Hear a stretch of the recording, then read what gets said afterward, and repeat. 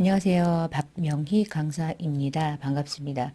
자, 이 강의는 전산회계 1급 자격증을 취득하는 강좌이고요. 2023년도 시험을 대비하는 강좌입니다. 전산회계 1급은 과목이 이제 세 가지 과목으로 출제가 되고 있는데요. 해당 강좌는 이제 재무회계 첫 번째 강의와 시험과 관련된 간단한 소개 강의로 진행하겠습니다. 자, 이번 시간에 함께 살펴볼 내용으로는 전산회계 1급 자격증을 한번 살펴보고요. 그리고 뭐 회계 기초 개념, 전산회계 1급을 공부하러 대부분 강좌를 들으시는 분들은 회계에 대한 기초 개념은 있으실 거예요. 근데 간단하게 좀 볼 거고요. 그리고 재무회계와 재무제표의 이제 관계. 재무회계는 무엇입니까? 재무제표를 작성하는 것입니다. 그래서 마지막으로 뭐 간단하게 학습 정리 이렇게 하면서 마무리를 좀 지어 보겠습니다.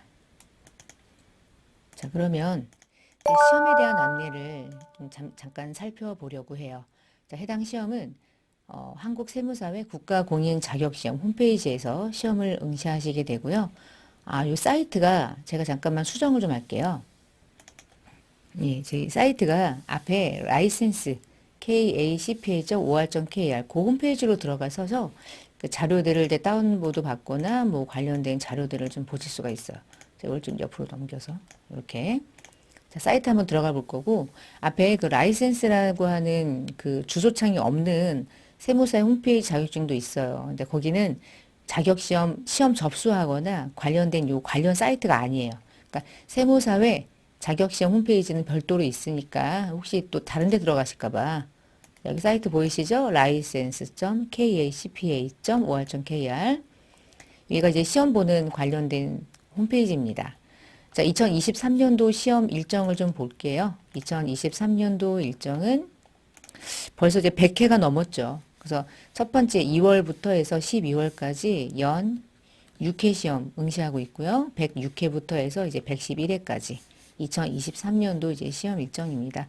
참고하셔서 시험을 대비하실 때 이렇게 동영상으로 온라인을 통해서 강의를 들을 때는 실수가 그렇게 길지는 않는데 그렇다고 제가 뭐 너무 짧게 하지는 또 못해요. 내용이 그렇게 쉬운 시험은 또 아니고 그렇다고 되게 어려운 것도 아니고 그러니까 어느 정도 공부를 좀 해둬야 좀 탄탄한 상태에서 실력이 어느 정도 탄탄한 상태에서 자격증 취득이 가능하기 때문에 공부를 좀 꼼꼼하게 과목별로 하시는 게 중요해서 전산회계 1급은 제 생각에는 매일매일 뭐 8시간씩 공부한 사람들은 없잖아요.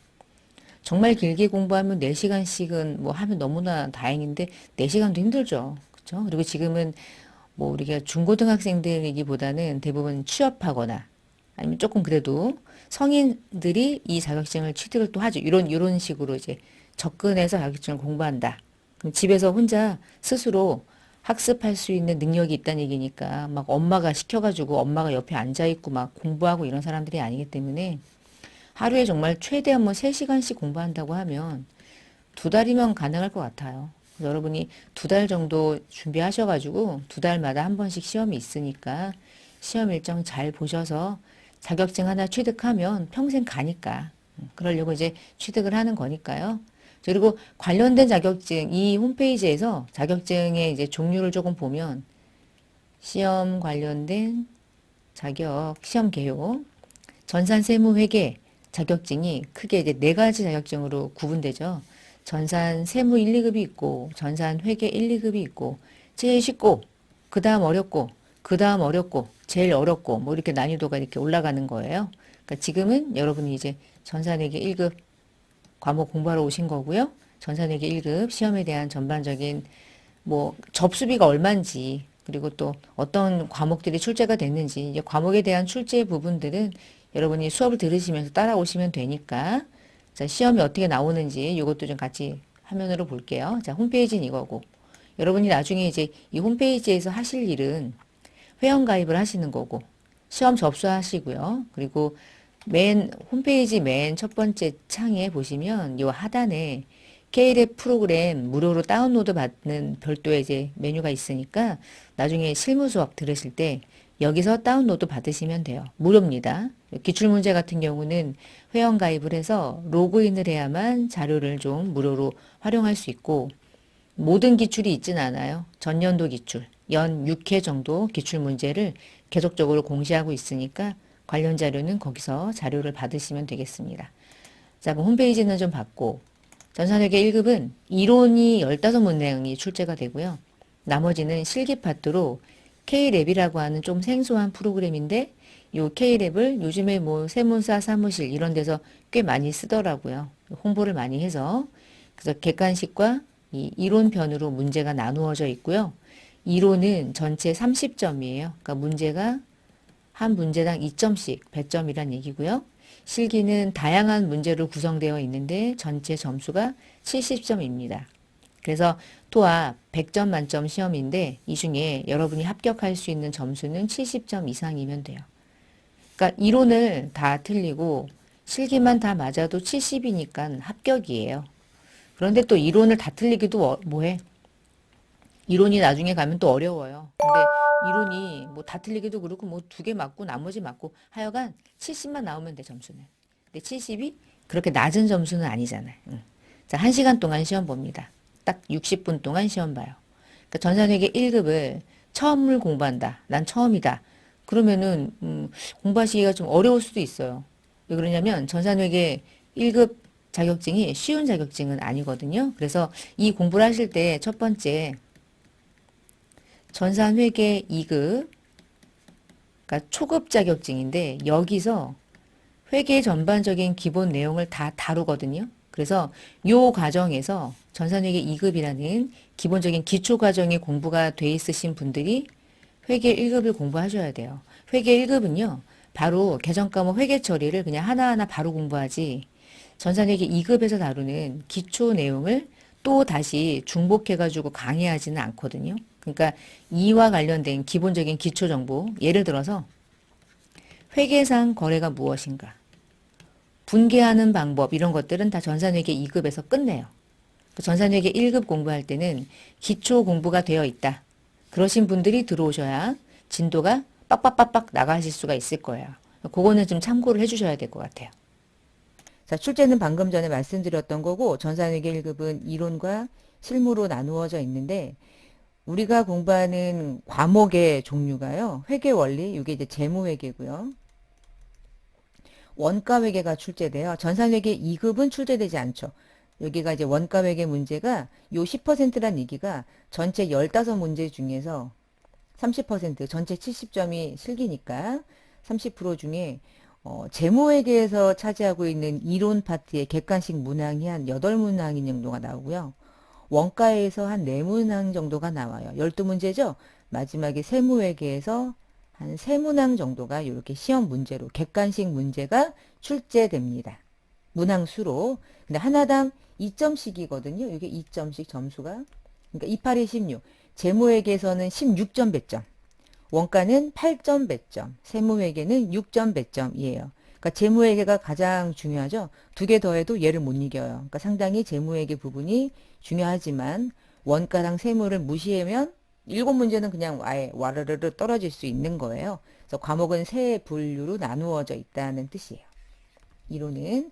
그 다음에 실무는 프로그램을 열어서 뭔가 작업하는 건데 전산회계 2급이라는 자격증이 어떤 건지 알고 계시다면 그거랑 유사하게 나오는 문제가 첫 번째예요. 기수정보 등록하는 거, 뭐 회사정보, 거래처 정보, 개성과목 등록, 전년도 재무제표. 네, 전년도 재무제표가 전산회계 2급보다는 조금 더 어렵게. 왜냐하면 원가 파트가 나오기 때문에 제조원가하고 이제 연결되는 부분이라서 좀 단순하진 않아요. 여기서 전체 70% 차지하고 있는 부분 중에서 한 15% 정도가 차지한다는 뜻이고요. 거래자료 입력이 일반 전표에 입력하는 걸 의미합니다. 여기서 한 뭐 6문제 정도가 출제되는 걸로 보이고요. 부가가치세가 요 세무회계에서 말하는 요 세무회계가 부가가치세 VAT. 요 VAT 세법이 시험에 출제되는데 부가세랑 관련된 매입 매출 거래가 이제 별도로 실기 파트에서 입력하는 문제로 출제돼요. 부가가치세 문제로. 그리고 마지막은 입력하는 자료 그리고 재장부 자료에서 수정하거나 아니면 마지막에 장부 조회하거나 그리고 거래 자료 입력은 결산까지 포함해서 얘기하는 거고요.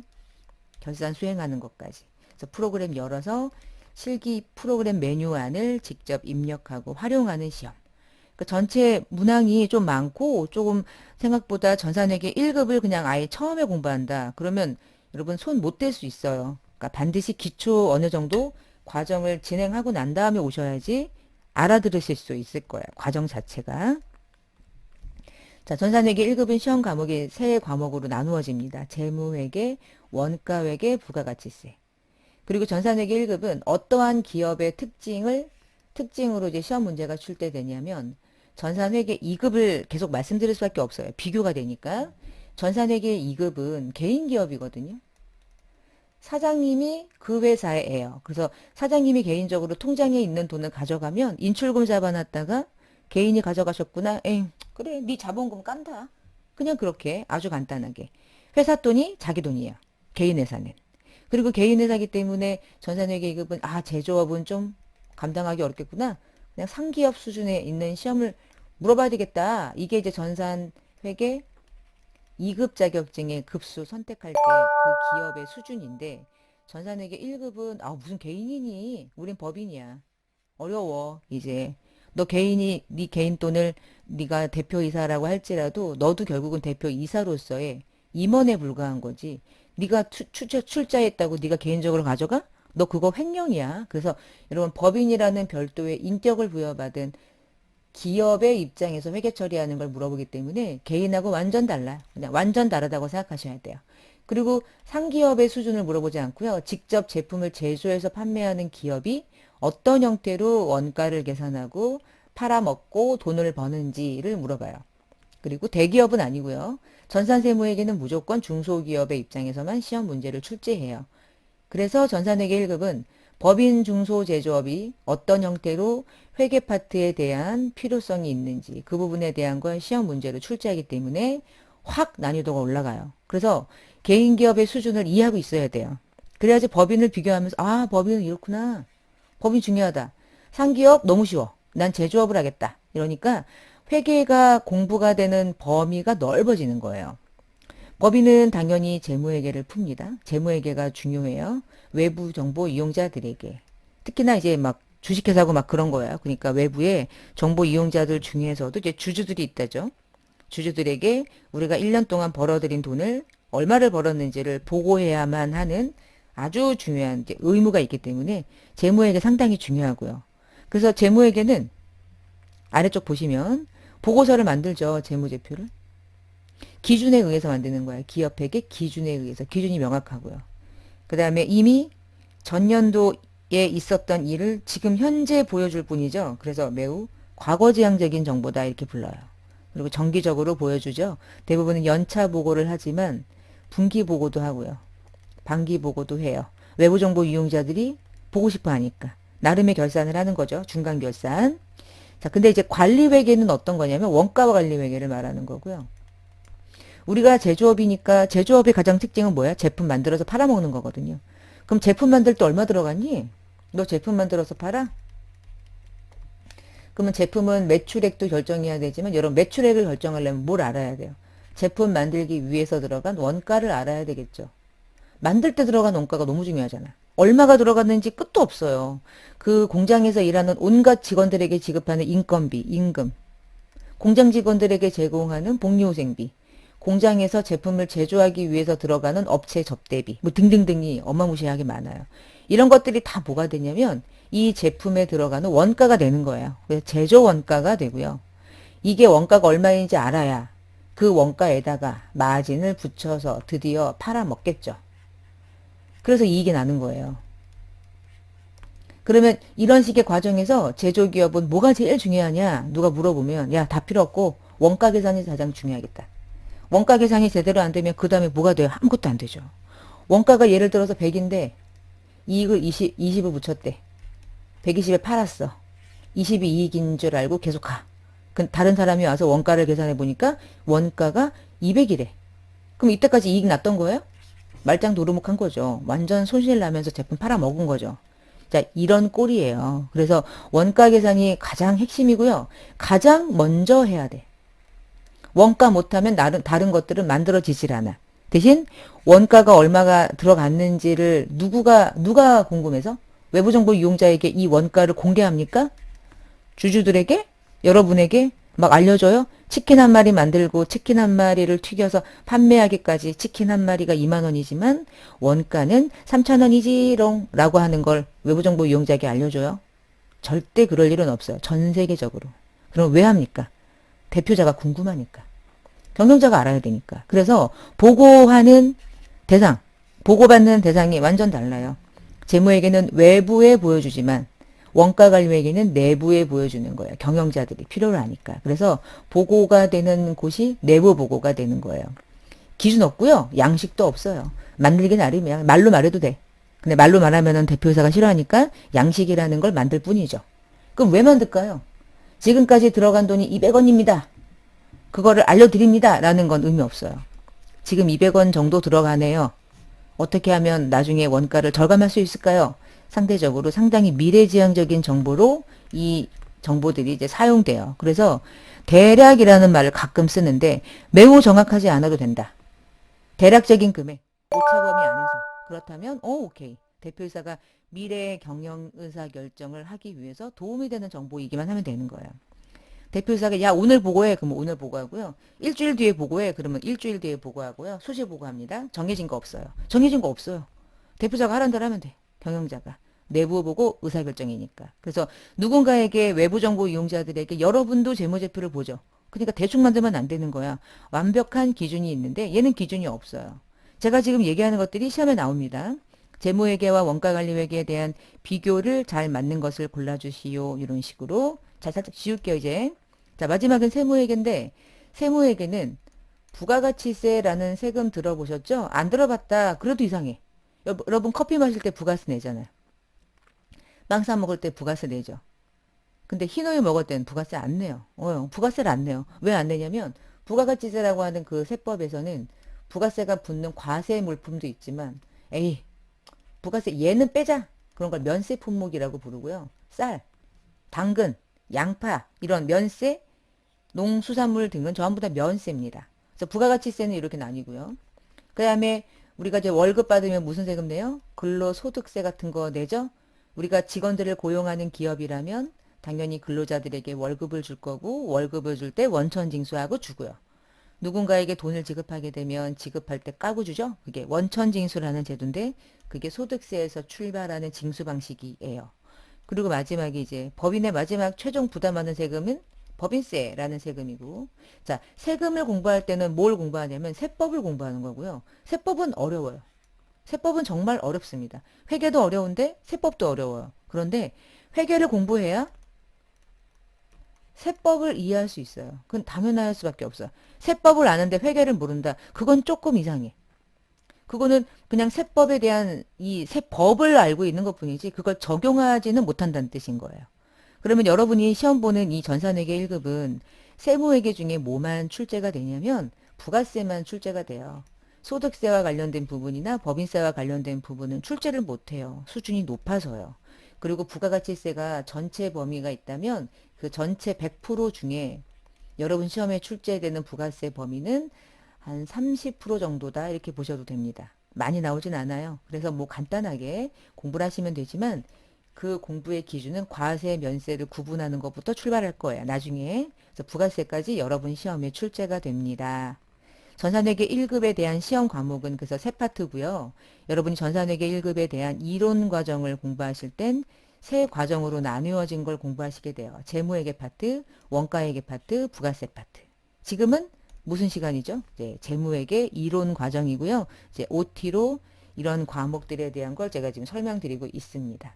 그래서 세 과목이 출제가 된다는 거고 차이점이 있고요. 얘는 세금 계산 목적, 얘는 의사결정 목적, 얘는 외부 보고 목적, 목적이 다 다르다. 이런 것들이 기본적인 회계를 이해하기 위한 초석이 되니까 잘 정리를 해주시면 좋겠어요. 그러면 전산회계 1급은 어떤 형태로 시험 문제가 출제되는지 궁금할 수 있죠. 궁금 안 하면 안 되죠. 그래서 문제 잠깐 보겠습니다. 화면으로. 자, 2021년도 다섯 번째 시험이죠. 10월 달에 봤던 시험이고요. A, B형이고 두 중에 이제 하나 유형을 여러분이 이제 받게 될 거고 시험지를 1시간 동안 시험 보고요. 뭐 페이지가 길어요. 자, 문제를 보시면 객관식 문제로 2점씩 15문제가 출제되고요. 여기 보시면 아이고, 이거. 이런. 여기 보면 일반 기업 회계 기준을 적용한다라고 쓰여 있는 거 보이시죠? 일반 기업 회계 기준, 한국 채택 회계 기준, 한국이 채택한 국제 회계 기준을 적용하도록 하는 전제 조건이 없을 때라는 말은 우리나라는 이 기준과 이 기준이 공존하는데 이 기준을 그냥 쉽게 이해하시면 상장사, 상장 기업들이 적용하는 거예요. 근데 일반 기업 회계 기준은 기본적으로는 비상장. 근데 비상장도 국제회계 기준이라는 걸 적용해서 재무제표를 만들 수 있는데 여러분은 이 기준에 의한 비상장 기업의 회계 처리를 여러분이 시험 보는 거고요. 그래서 여러분 요걸 공부하는 거예요. 요거. 국제회계 기준을 공부하는 게 아니라. 자, 그래서 객관식 1번부터 쭉 내려가면 8번까지가 재무회계 문제고요.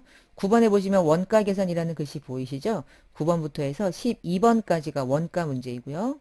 보시면 13번 부가세, 13번부터 15번까지 세 문제는 부가가치세 객관식 문제가 돼요. 그러니까 결국에 원가도 부가세도 재무회계도 공부를 하는 족족 어느 정도 암기가 필요해요. 그러니까 시험 공부할 때 이해를 도와드리겠습니다. 이건 도와드리는 거지 이해하면 암기됩니다. 이건 아니에요. 저도 막 암기하라고 이거를 막 밑줄 치면서 그냥 외우라고 하진 않고요. 이해를 돕기 위해서 설명을 많이 해드려요. 그렇지만 설명을 듣고 어느 정도 이게 이렇게 되는 거구나 라고 이해가 되는 순간에 암기하려고 노력해야 돼요. 시험은 암기를 통해서 문제를 찾아내는 거지 이해해서 모든 걸 다 알아낼 수는 없잖아요. 모든 공부가 그렇죠.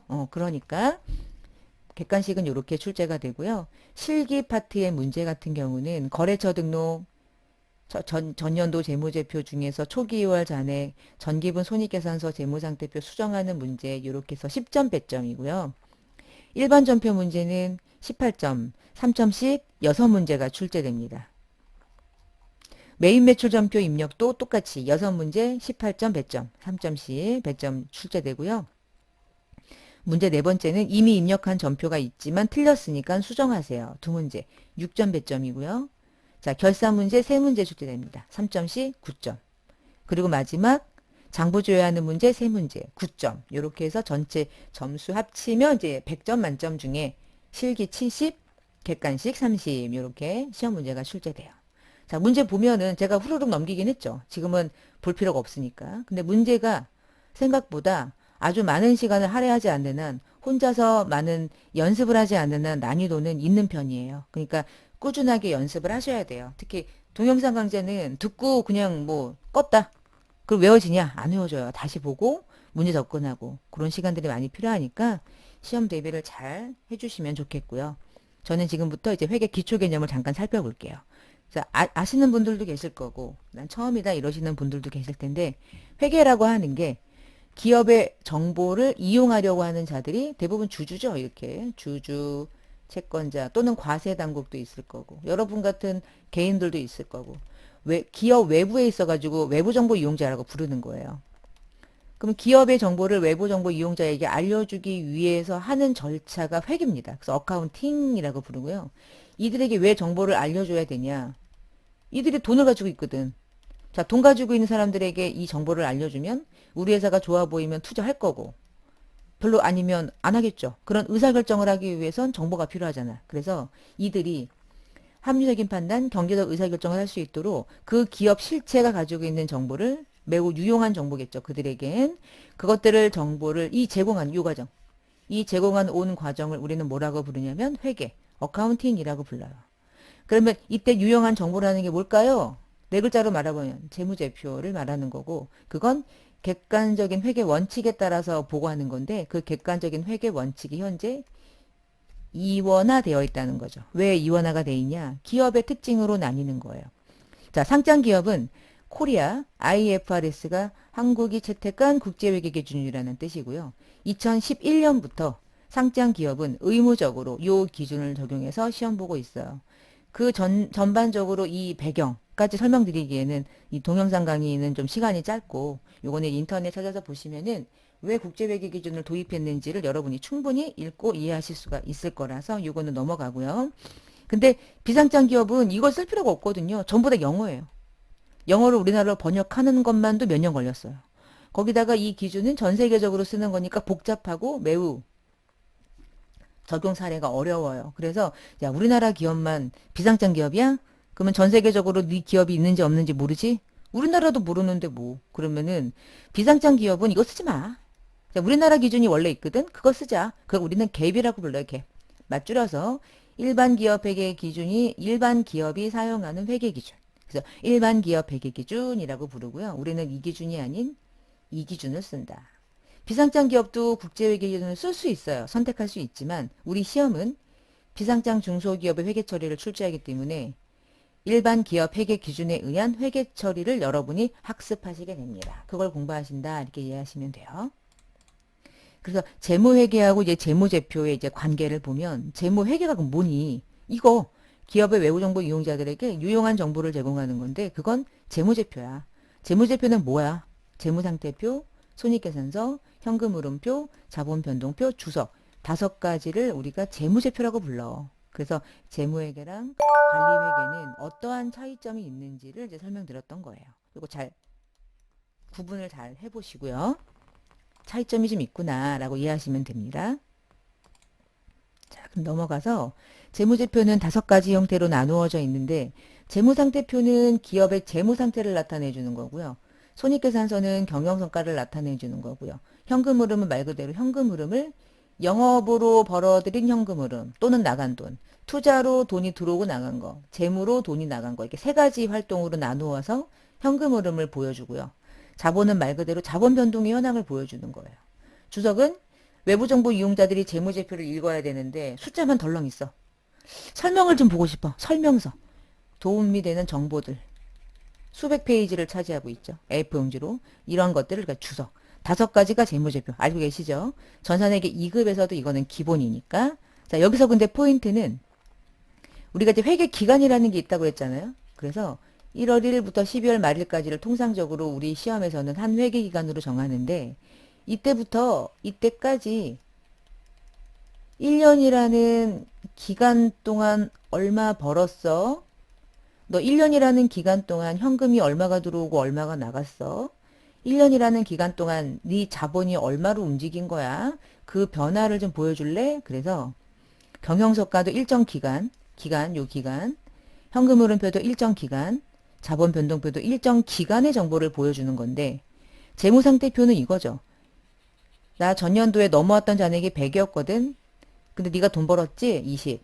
나 그래서 120 됐어. 그럼 재무상태는 뭘 보여주면 돼요?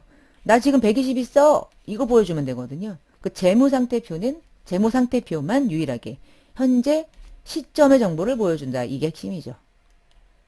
그 재무상태표는 시점의 정보인 거야. 지금 현재 얼마 있어. 끝. 근데 왜 120인 거야? 왜 120인 거야? 라고 하는 그 왜는 얘네들이 보여주는 거야. 그 왜는 얘네들이. 그래서 얘네들이 재무상태가 변화된 이유를 보여주고요. 그래서 얼마를 가지고 있는지는 재무상태가 보여주는 거죠. 그래서 내년으로 2월 되는 장부는 유일하게 뭐만 넘어가면 돼요? 얘만 가면 돼요. 2월 장부는. 왜 얘만 가면 돼요?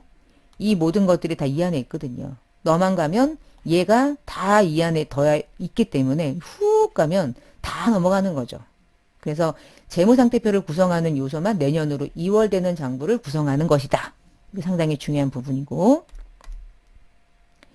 자, 재무제표를 작성하고 표시하는 일반의 원칙 중에서 기업이 중단하지 않는다. 우리 회사는 계속 간다. 이게 기본이 돼야 돼.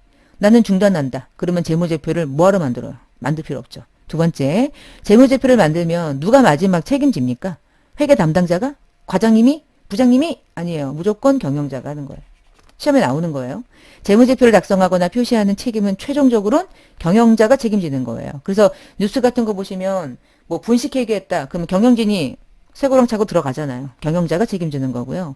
중요한 내용은 가장 잘 나타낼 수 있도록 하는데 유사하다면 통합 표시한다. 그래서 그 대표적인 이름이 현금 및 현금성 자산, 매출 채권, 매입 재무 이런 것들은 통합 표시하는 계정이죠.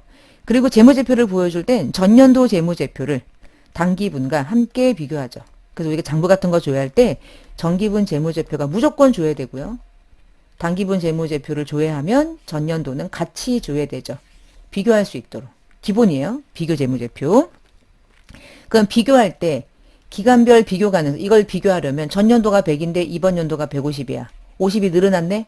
근데 50이 늘어났다고 얘기하는 그 100과 150과 이 50이라는 금액을 측정하는 방법이 같아야지 의미가 있지. 전년도에 이 100을 계산한 방법과 올해 연도에 150을 계산한 방법이 다르면 100이었는데 150 늘어났구나 라고 하는 말 자체가 비교할 수 없는 데이터가 되겠죠. 그러니까 어떻게 해야 돼요? 매년 회계 처리하는 방식은 동일해야죠. 같아야지 비교가 되는 거죠. 다른 방법으로 금액을 산출했다. 무슨 의미가 있어요? 전년도 100에 대한 계산 근거, 이번 연도 150에 대한 계산 근거. 아무 의미가 없으니까 이거는 중요한 거고, 재무제표는 누구나 이해할 수 있도록 간단하고 이해하기 쉽도록 간단하고 명료하게 표시하래요. 자, 이 말에 딱 듣는 순간 에이 말도 안 돼. 재무제표 얼마나 어려운데. 어렵죠. 근데 어느 정도 회계 수준이 있는 사람이 재무제표를 본다고 전제하기 때문이에요.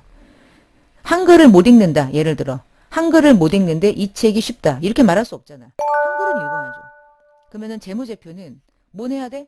분계가 뭔지, 회계가 무엇인지, 개정 과목이 어떤 것들을 의미하는 건 정도는 아는 사람을 전제했을 때를 말하는 거야. 그러면 숫자나 과목에 대한 배열이나 이런 것들을 보면서 바로바로 이해가 되겠죠. 간단하고 명료하게 표시하니까.